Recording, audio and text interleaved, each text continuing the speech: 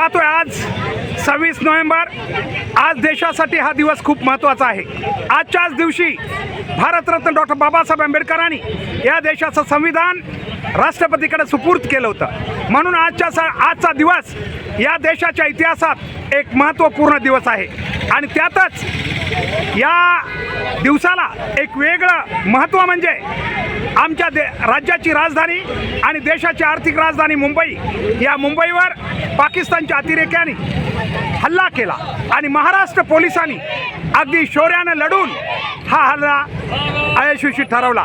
या ठिकाणी अतिरेक्यांना कंठस्नान घातलं। या निमित्तानं आज रोटरी क्लब ऑफ केज त्याचबरोबर इतर सर्व सन्मानित नागरिक यांच्या वतीनं खास या ठिकाणी छत्रपती शिवाजी महाराज चौकामध्ये पुष्पहार अर्पण करून या छोट्याशा रॅलीला या ठिकाणी सुरुवात केली जात आहे। भारतीय संविधान दिनाचा भारतीय संविधान दिनाचा डॉक्टर बाबासाहेब आंबेडकरांचा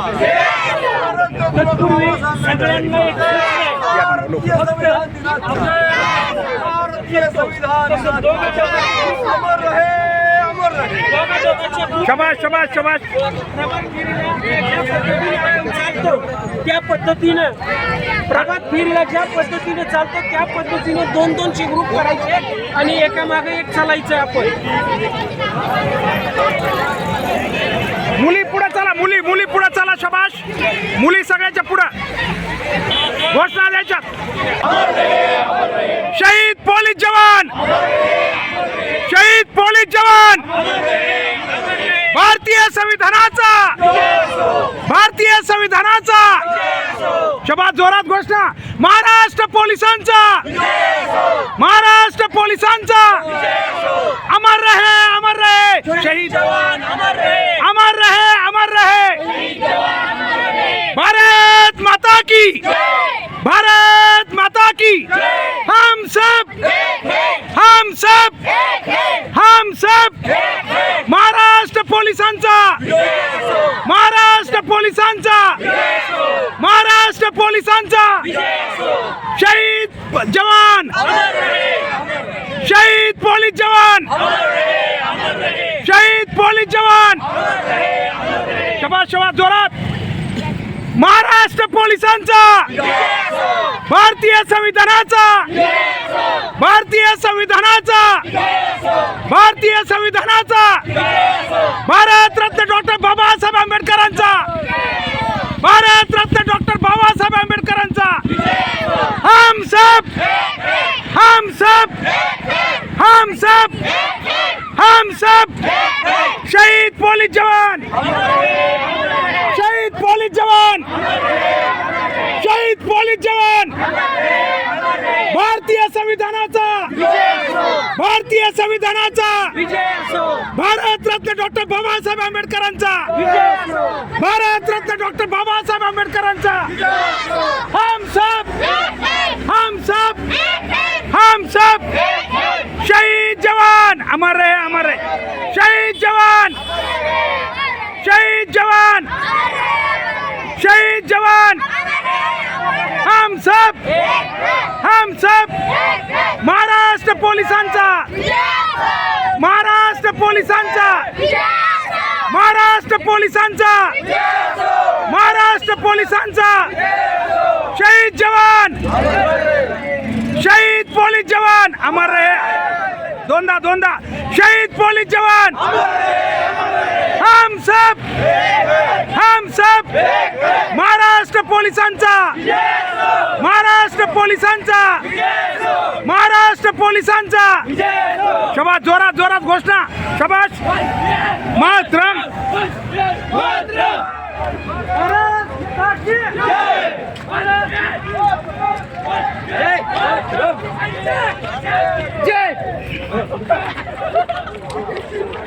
हसू नका, हसू नका, जोरात जरा।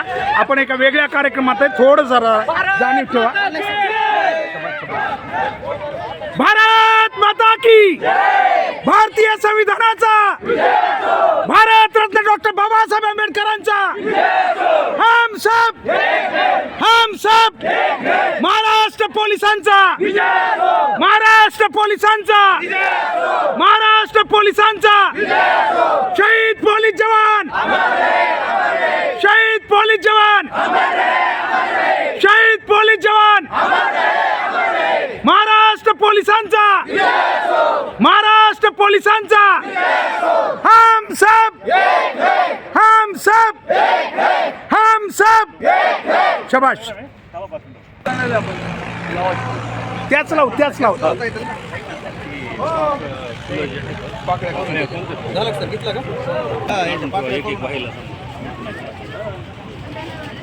चालू ठेवू कार्यक्रम बरं का भाऊ सर हो बिना सर येतील आपण कार्यक्रम चालू ठेवू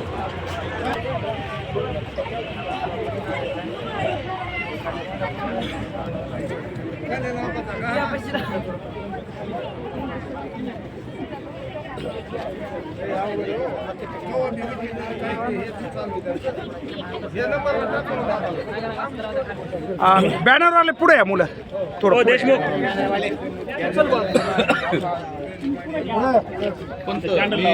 धर असं ओढून धर.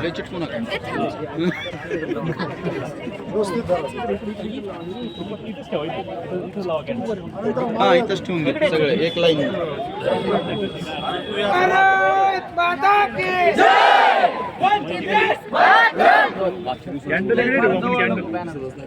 काय गरज नाही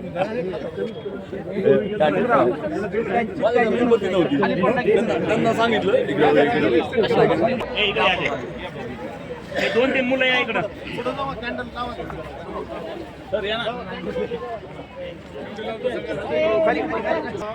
जो हल्ला झाला तो मुंबई पोलिसांसाठी किंवा महाराष्ट्रासाठी किंवा भारतासाठी एकदम नवीनच होता. या हल्ल्यामध्ये 2 दिवस संपूर्ण हल्ला चाललेला होता. या हल्ल्यामध्ये CST स्टेशन आणि एअरपोर्ट कॅफे आणि काम हॉस्पिटल या ठिकाणी हल्ला करण्यात आलेला होता.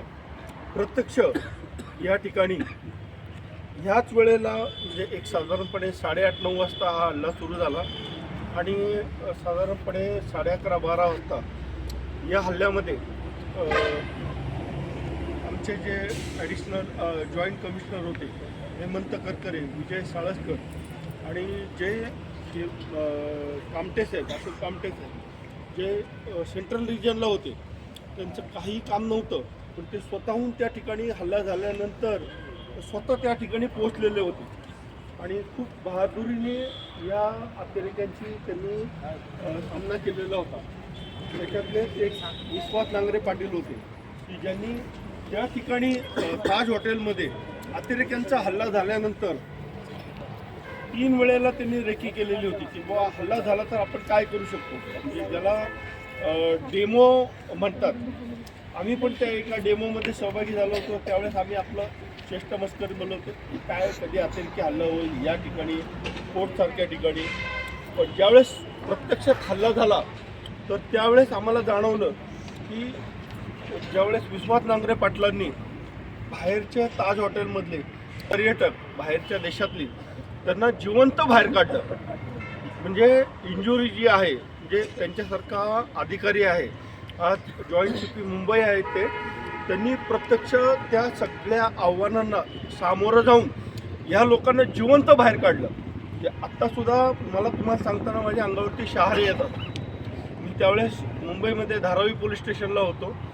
ह्या सर्व अनुभवातून एक शिकायला येतं की ज्यावेळेस असा मोठा भ्याड हल्ला होतो त्यावेळेस आपली तयारी नसतानासुद्धा आपले मुंबई पोलीसचे 14 अधिकारी आणि कर्मचारी शहीद होतात.